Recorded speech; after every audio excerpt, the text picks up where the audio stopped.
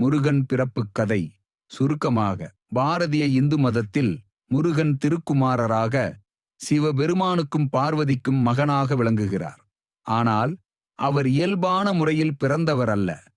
கதை: அரக்கனாகிய சூரபத்மன் மற்றும் அவனுடைய சகோதரர்கள் தேவர்களுக்கு பெரும் தொல்லை ஏற்படுத்தினர்.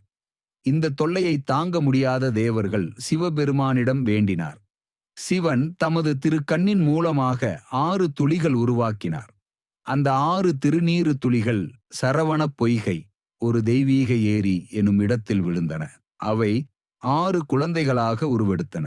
பார்வதி தேவியும் இந்த 6 குழந்தைகளை ஒன்றிணைத்து முருகனாக உருவாக்கினாள்.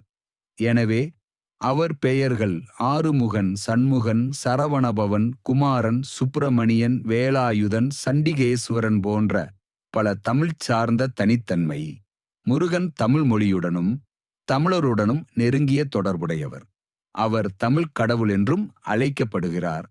முருகனை பற்றிய புண்ணியங்கள் திருப்புகழ், திருமுருகாற்றுப்படை, கந்த சஷ்டி கவசம், சுப்பிரமணிய பார்வம் ஆகியனவாகும். தமிழ் புலவர்களால் பெரிதும் போற்றப்பட்டவர்.